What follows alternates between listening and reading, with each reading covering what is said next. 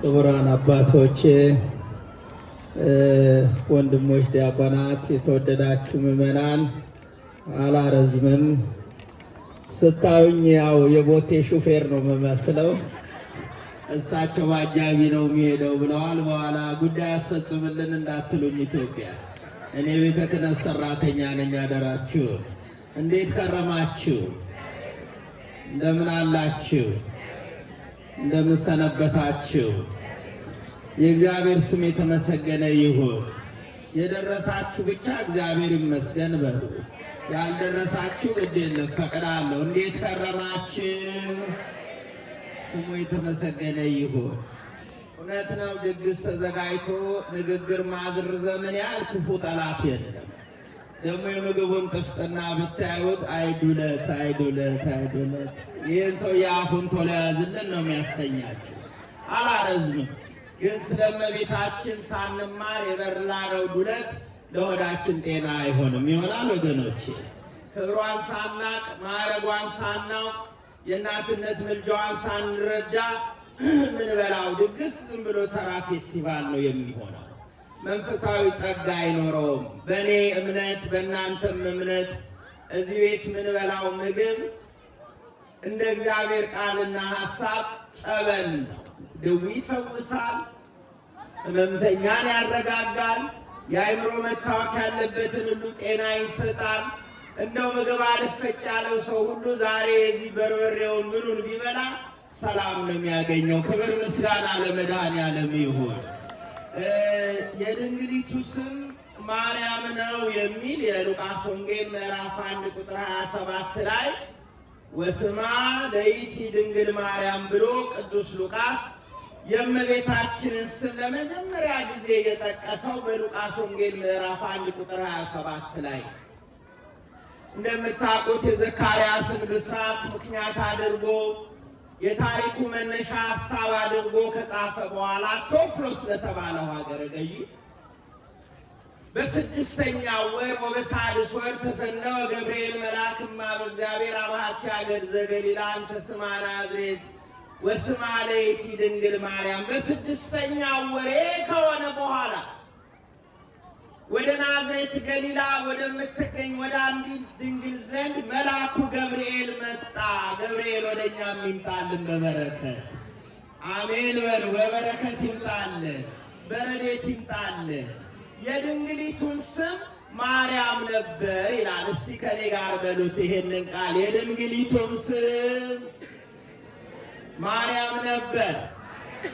ማርያም ማለት ደስታ ማለት ነው። ማርያም ቢል ጸጋ ወሀብት፣ ማርያም ማለት ጸጋ ማለት ነው።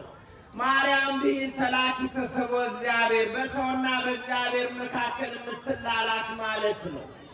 እመቤታችን ቅድስት ድንግል ማርያም መልአኩ እንዴት እንዳበሰራትና የብስራቱን ድምፅ እንዴት እንደተቀበለች ቅዱስ ሉቃስ አካላዊ ቃል ጌታም እንዴት በማኅፀኗ እንዳደረ ለቴዎፍሎስ ታሪኩን በደንብ አድርጎ ጽፎለታል።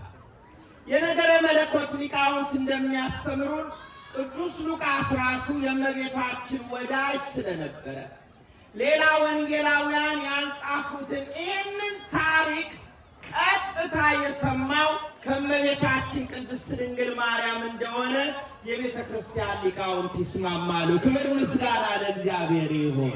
የመልአኩን ብስራቱን ከሰማች በኋላ የተቀበለችበትን መንገድ በኋላም ደግሞ ጌታ ለዓለም ስላደረገው ነገር ታቢዮ ነፍሴ ለእግዚአብሔር ብላ መንፈሴ በአምላኬ በመድኃኒቴ በእግዚአብሔር ደስ ይላታል የሚለውን ዘማግኒፊሸንት የተሰኘውን ዋናውን በዓለም ላይ ማንም ገጣሚ፣ ማንም ዘማሪ፣ ማንም ባለቅኔ የማይደርሰውን ይሄንን ሁሌ ጸሎተ እግዝእትነ ማርያም ብለን የምንጠራውን ያንን ተናግራ የእግዚአብሔርን ክብር እንደገለጠች ቅዱስ ሉቃስ ጽፎ ነግሮናል።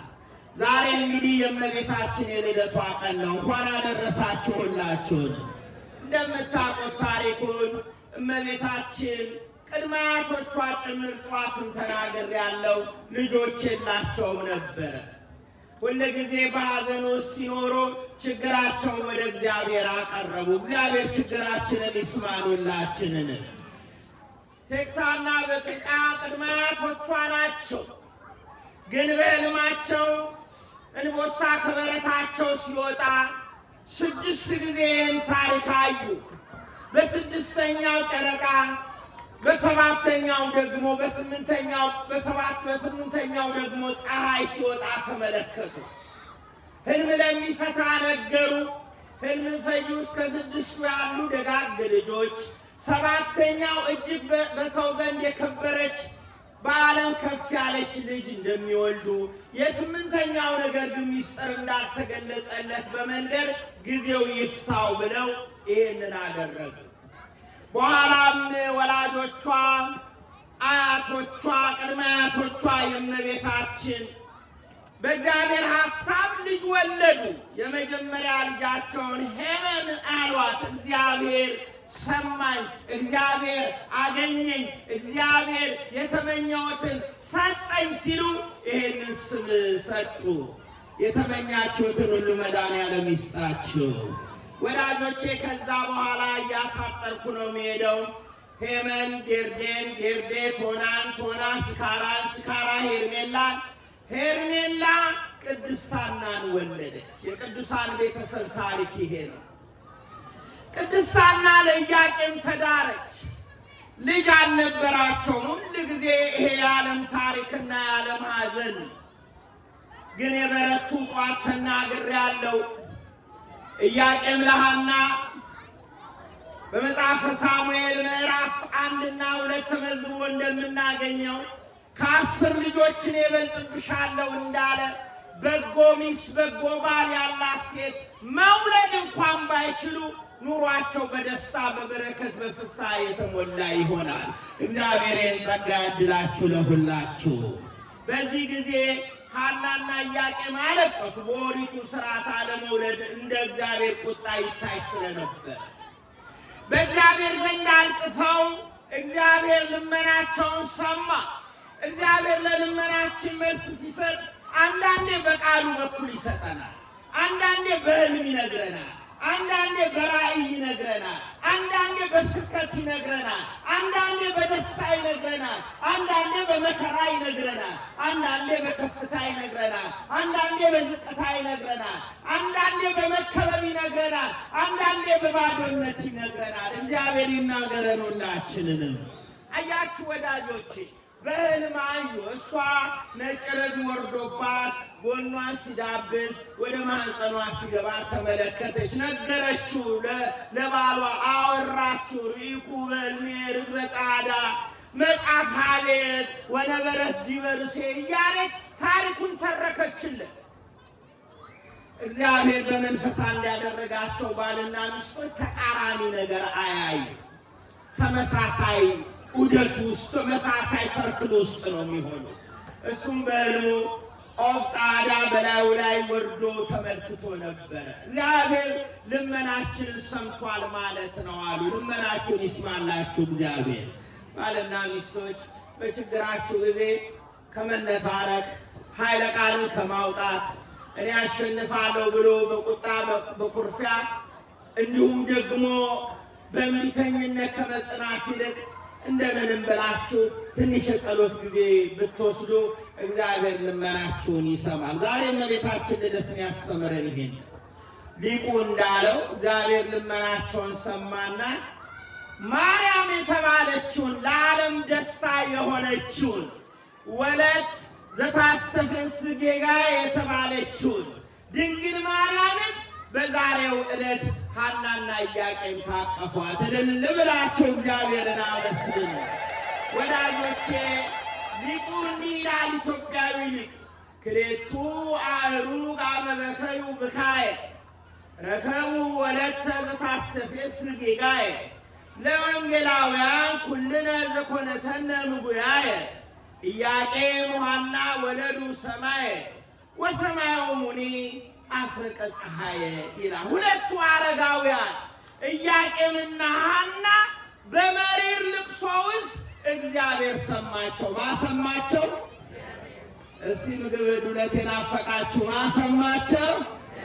ተባረኩ። ጥብስ የናፈቃችሁ ማሰማቸው? እሺ ንፍሬ ሰንበትን ናፈቃችሁ ማሰማቸው ክብር ምስጋና ለስሙ ይሁን። ልበሉ እስቲ እግዚአብሔርን አመስግኑ። ሐዘን ማስረሻ የሆነች ሕፃን ድንግል ማርያምን ሰጣቸው ይላል። እስቲ ከኔ ጋር በሉ ማርያም በሉ አንድ ላይ። የቄስ ተገኑ ልጆች ማርያም በሉ። ሐዘን ማስረሻ ናት። ድገሙት እስቲ ማርያም ሐዘን ማስረሻ ናት። ማርያም የደስታ መፍሰሻ ናት። እልልታ ያስፈልገውም እልልታ ያስፈልገውም።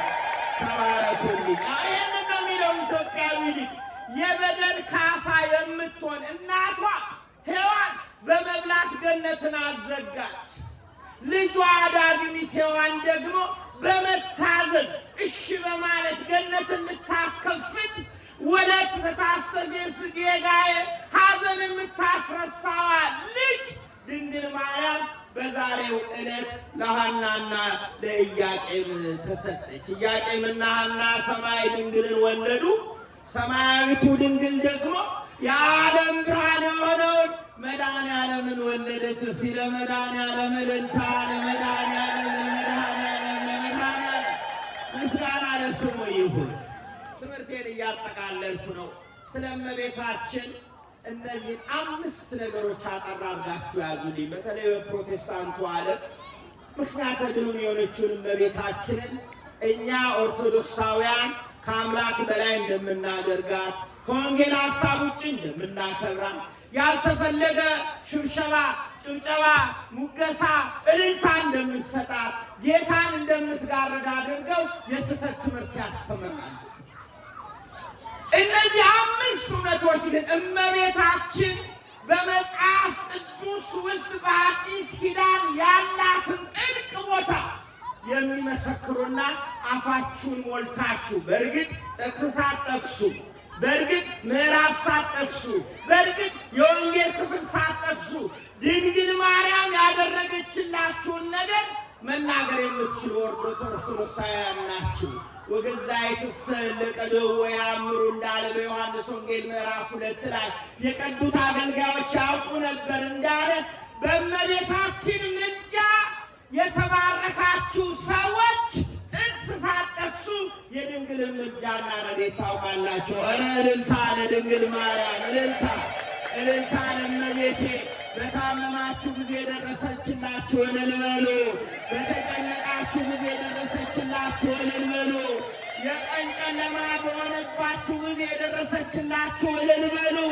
ነገሩ ሁሉ ጭንቅ በሆነባችሁ ጊዜ፣ በሰው ሀገር ብቻችሁን በነበራችሁ ጊዜ፣ መሄጃው መግቢያው በጠፋባችሁ ጊዜ፣ የስደት ዓለም ሰማዩ ሊቀደድ ምድሪቱ ልትሰነጠቅ ልትውጣችሁ በደረሰ ጊዜ እመቤቴ ብላችሁ የተሰማችሁ ኧረ እልልታ፣ ኧረ እልልታ፣ ኧረ እልልታ።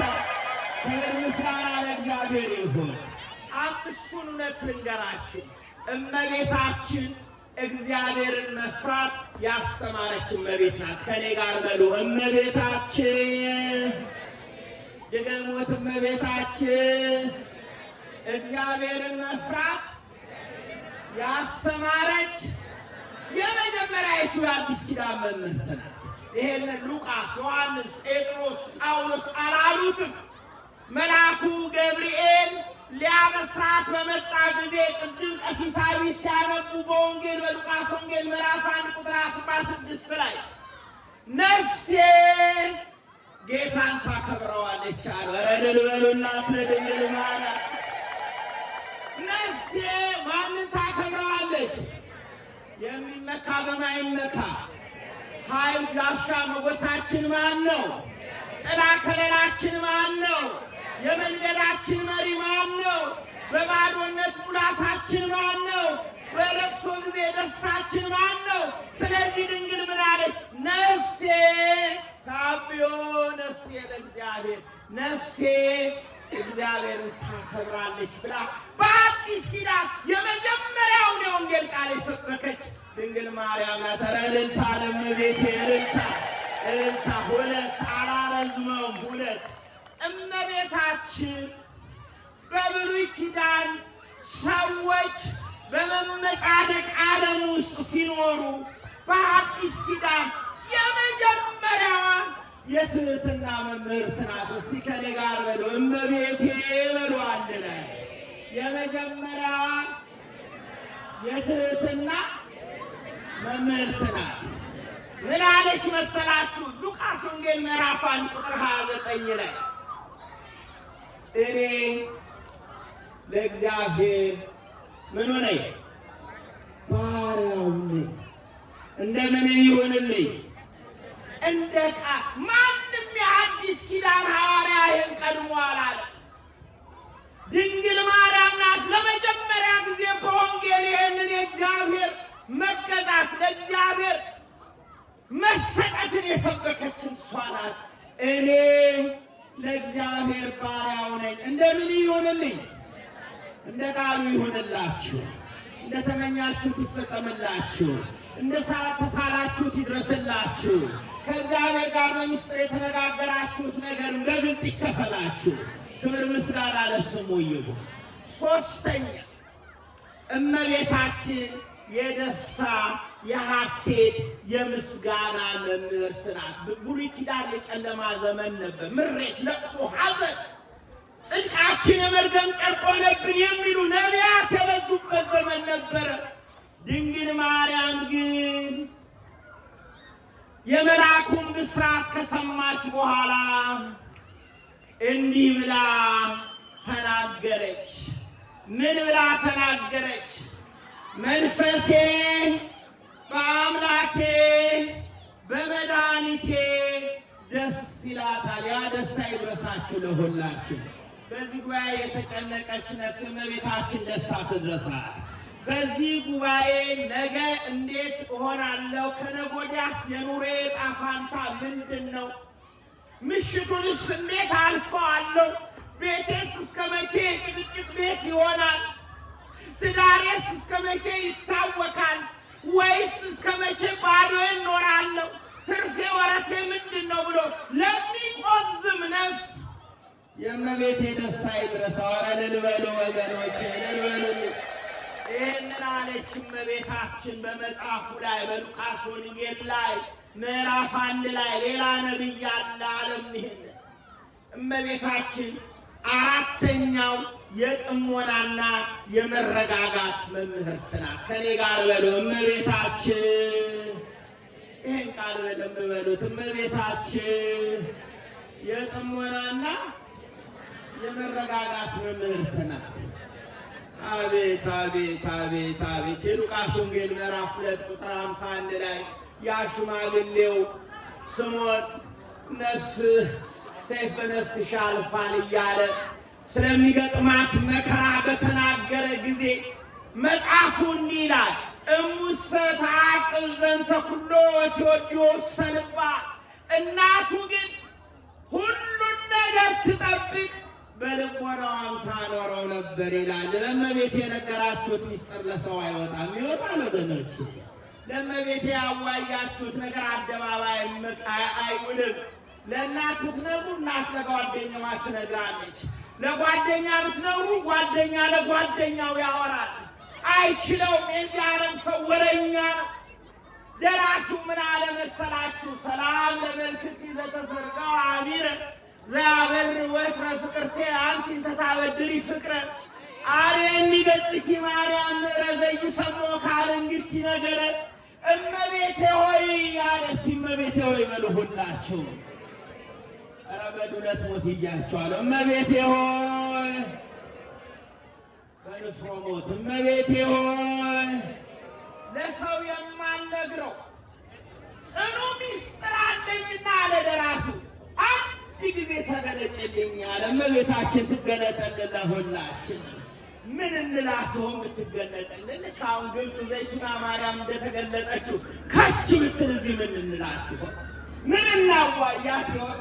ምን እላት ይሆን እመቤቴ? ምን ረዳት ይሆን እመቤቴ? ምን ሹክላት ይሆን እመቤቴ? እመቤታችን ትስማችሁ ሁላችሁ። አያችሁ ወገኖች፣ እመቤታችን በልቦኗ የሰውን ልመና ሁሉ የምትጠብቅ ድንግል ናት። እመቤታችን ቅድስት ድንግል ማርያም የጽናት መጨረሻው መምህርት ናት። እንደ እመቤታችን ሰማዕትነትን የቀመሰ የለ። እኔ እድሉ ገጥሞኝ ከእስራኤል ግብፅ ድረስ በአውቶቡስ ሄጃለሁ። ያኔ ነገሩ ባልከፋ አክራሩ ባልበዛ ዘመን። በደንብ ስሙ። ከጆርዳን እስራኤል፣ ከእስራኤል ካይሮ ድረስ በአውቶቡስ ሄጃለሁ። እያንዳንዷን የመጽሐፍ ቅዱስ ቦታ ለማየት ጥረት አድርጊያለሁ።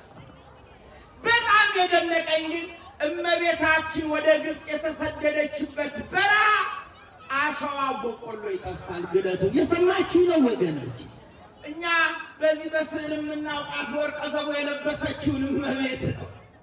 በዓይነ ሕሊናችሁ እስኪ ሳል አንድ አጋሰስ ግመል ማነው አህያ እየጎተቱ ጠላት መጣብን እያሉ ልጅ አቅፋ እምትሸሽ አንዲት ብላቴናን አሸዋውን እየረገጠች የፀሐዩ ብለት እየተቋቋመች እምትሸሽ ብላቴና ድንግል ማርያምን አስቧት። የአዲስ ኪዳን ሰማዕታት እሞሙ ለሰማዕት ብለው የሚጠሯት ለዚህ ነው። የሰማዕታት እናታችን እልልታ ለድንግል ማርያም፣ እልልታ ለእመቤት። እሱ ብቻ አይደለም፣ ልጇን ስትወልድ በበረት ነው። ልጇን ይዛ ወደ ግብፅ ተሰዳለች። እኔ ስንቱን ልንገራችሁ። ኢየሩሳሌም ስትሄዱ ምቋመ ማርያም ይባላል። እመቤታችን ልጇ ሲሰቀል እያየች ቆማ ያለቀሰችበት ቦታ ነው። ወየው አንድ ልጄን ወየው እያለች ብሎ ዘማሪው የት ሄደች ትዕግስት? ልክ ነኝ አይደለ? ዘማሪው ወየው አንድ ልጄን እያለች ያለቀሰችበት። እኔና እናንተ ልጆቻችን ትንሽ ሲያማቸው ምን ይዘው ምን ጨብጠው ነው የምናጣው አይደል ወገኖች? ድንግል ግን በችንካር እየተቸነከረ ደም እየፈሰሰው ተጠማሁ እያለ እርቃኑን ተቸንክሮ ልጇን በመስቀል አይተዋለች። ከዚህ በላይ ሰማዕትነት አለ? መከራዋን እኮ ያየ ልጇ ነው። እነሆ ልጅሽ እነኋት እናት ብሎ ለእኛ በዮሐንስ በኩል ለእሷ ደግሞ እንዲሁ ዓለምንና እሷን እናትና ልጅ አድርጎ ያስተሳሰረ የሰማዕታት ቁንጮ ናት ድንግል ማርያም። ወንጌልም በእውነት በግብር የሰበከች እመቤት ናት። አይደለም ልደቷን ሌላስ ነገር ብናከብር ልላትሉም ወገኖቼ፣ እግዚአብሔር የተመሰገነ። አብቅቻለሁ። አንድ ገቢረ ተአምር ልንገራችሁ። ቅድም እንደነገርኳቸው በአጋጣሚ መጽሐፏን ይዤ ብመጣ ደስ ይለኝ ነበር። እዚህ ሀገር አላመጣውም። ግብፅ ሀገር ሄደን አንድ ወንድሜ ያሉ አሁን ሂውስተን የሚኖሩ ቄስ፣ አንደኛው ደግሞ መነኩሴ ናቸው፣ ሲያትል ይኖራሉ።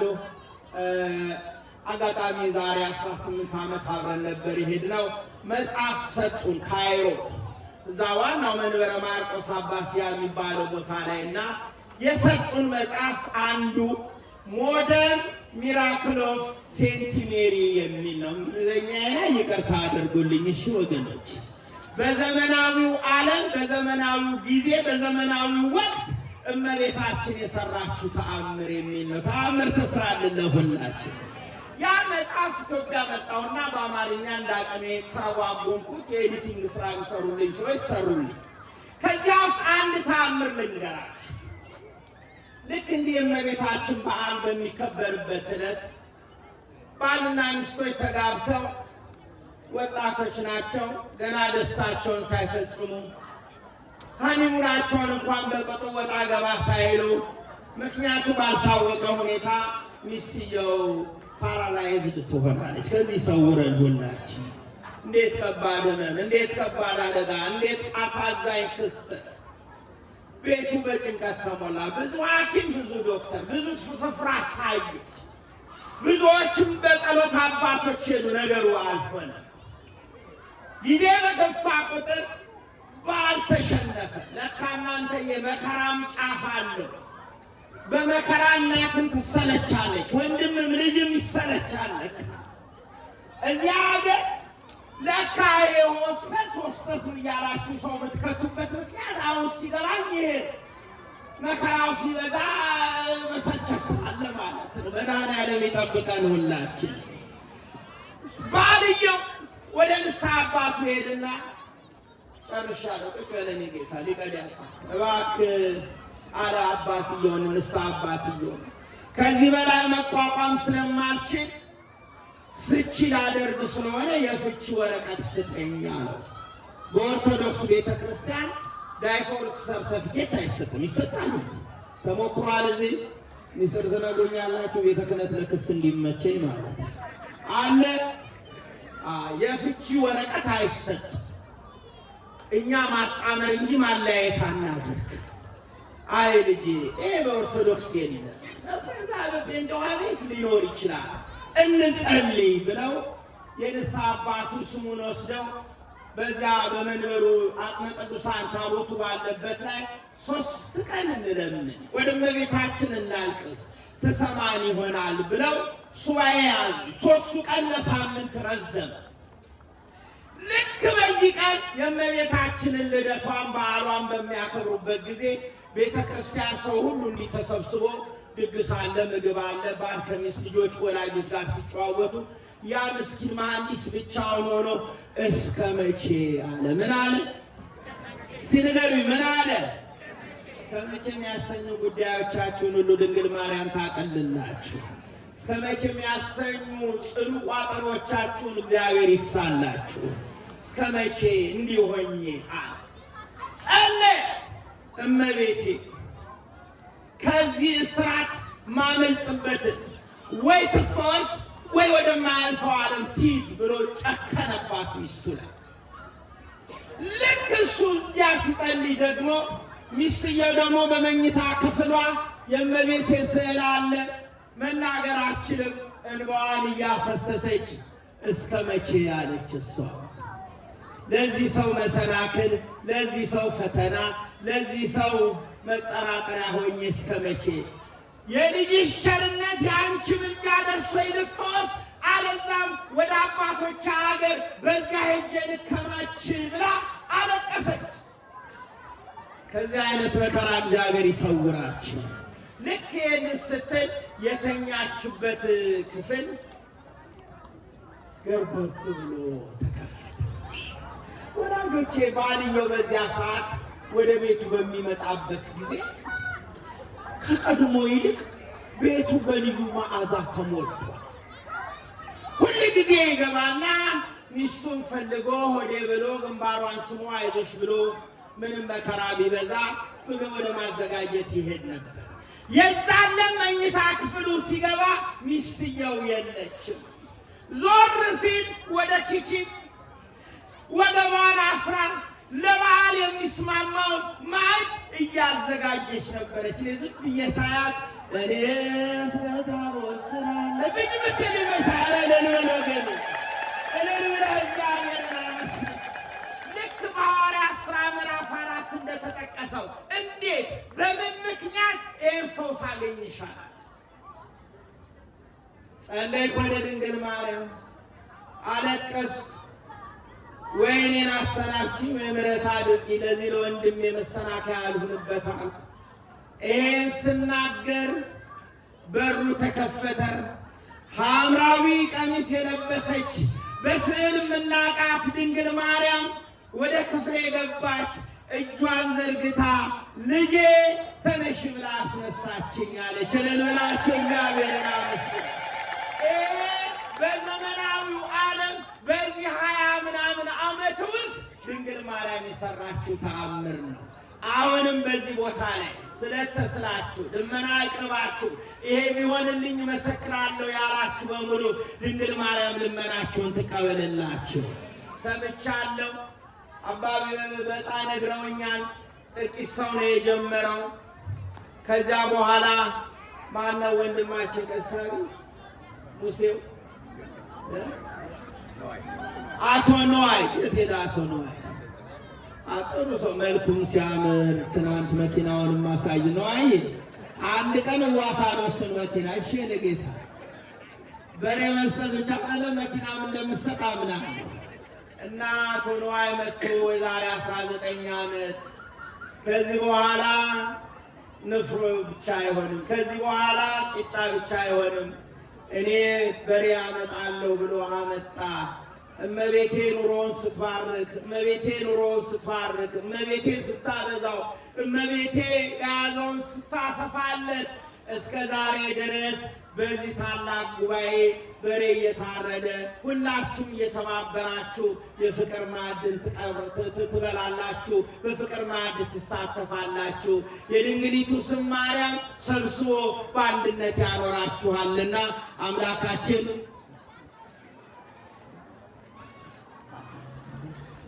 አባታችን የሚነግሩኝ ተለያየ አንተ ሰውዬ ባልና ሚስት ለማፋታት ነው ወይ የመጣኸው? ፓቲን ለምን ትረሳታለህ? ልክ ነኝ? እንትኑ ፕሮናንሴሽኑ የእኛ ሀገር ሰው ናት የፈረንጅ ሀገር ሰው ናት አለች። ፓቲ እዚህ ብድግ በይ በማለት የለችም። ተባረኪ እናት አለ። መፍራት ጥሩ ነው አንዳንዴ እና እሷ ስም አልጠራንም እንጂ ብዙዎች ናችሁ። እግዚአብሔር ምስክሬ ነው። መቼም ፊት ለፊት ያለውን ጠርቶ ማወደስ በእኛ በቤቱ የተለመደ ስለሆነ ነው ጌታ እና ይቅርታ ይደረግልኝ። ይሄንን ፍቅር፣ ይሄንን ሰላም፣ ይሄንን ጸጋ እግዚአብሔር ለዘላለም ያኖርላችሁ። ልጆቻችሁ በዚህ ተተክተው እንዲያገለግሉ እግዚአብሔር ጸጋውን ይስጣቸው። መልካም ምግብ ይሁንላችሁ። እኔ ያደነቅኩትን ዱለት ለማድነቅ ያብቃችሁ። ተባረኩ። እግዚአብሔር ይስጥልን። ለመምህራችን ቃለ ሕይወትን ያሰማልን፣ ቃለ ሕይወትን ያሰማልን። እስቲ አመስግኑልን አንድ ጊዜ በደንብ ነው በደንብ። እግዚአብሔር ይስጥልን።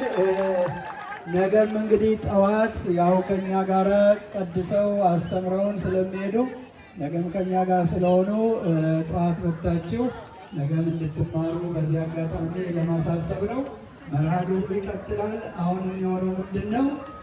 አባቶቻችን ማዕዱን በጸሎት ይባርኩልንና ከዚያ ምግቡን እያነሳቸው በወጣቶች የሰንበት ትምህርት ቤት ወንድሞቻችን እና እህቶቻችን ጋራ እየዘመርን ጸበል ጸዲቁን እንቀምሳለን ማለት ነው። እሱን ካደረግን በኋላ ዝማሬው ይዘመራል።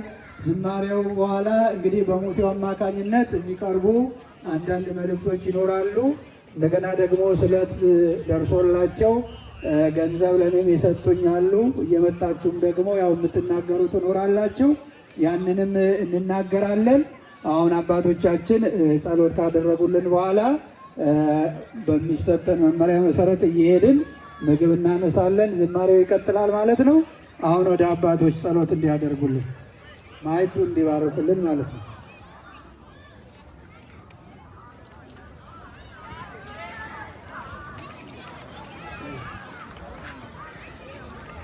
እሺ አምላካችን ማዕዱን እንድትባርክልን ከመቤታችን በረከት እንድታሳትፈን በዚህ የደከሙትን ሁሉ በበረከት እንድትጎበኝልን እንለምንሃለን። አቡነ ዘበሰማያት አባታችን ሆይ በሰማያት የምትኖር ስምህ ይቀደስ፣ መንግሥትህ ትምጣ፣ ፈቃድህ በሰማይ እንደሆነች እንዲሁ በምድር ትሁን። የዕለት እንጀራችንን ስጠን ዛሬ፣ በደላችንን ይቅር በለን እኛም የበደሉንን ይቅር እንደምንል፣ አቤቱ ወደ ፈተና አታግባን ከክፉ ሁሉ አድነን እንጂ መንግሥት ያንተ ናትና፣ ኃይል፣ ምስጋና ለዘላለሙ አሜን። እመቤታችን ቅድስት ድንግል ማርያም ሆይ በመልአኩ ቅዱስ ገብርኤል ሰላምታ ሰላም እንልሻለን። በሐሳብሽ ድንግል ነሽ፣ በሥጋሽም ድንግል ነሽ። የአሸናፊ እግዚአብሔር እናት ሆይ ሰላምታ አንቺ ይገባሻል። ከሴቶች ሁሉ ተለይተሽ አንቺ የተባረክሽ ነሽ፣ የማኅፀንሽ ፍሬ የተባረከ ነው። ጸጋን የተመላሽ ሆይ ደስ ይበልሽ፣ ልዑል እግዚአብሔር ከአንቺ ጋር ነውና ከተወደደው ልጅሽ ከጌታችን ከመድኃኒታችን ኢየሱስ ክርስቶስ ዘንድ ይቅርታን ለምኝልን ኃጢአታችንን ያስተሰርይልን ለዘላለሙ አሜን። እግዚአብሔር ባርክልን። ማይስራዳን እግዚአብሔር ይባርክ። እሺ እግዚአብሔር ይስጥልን። አሁን ዘማሪ ሰናይ ነይ እንግዲህ አሁን ነይ ዘምሪ አንቺ እንዴ ቀደም እየጨመርሽ ሲዘምር ያልነበር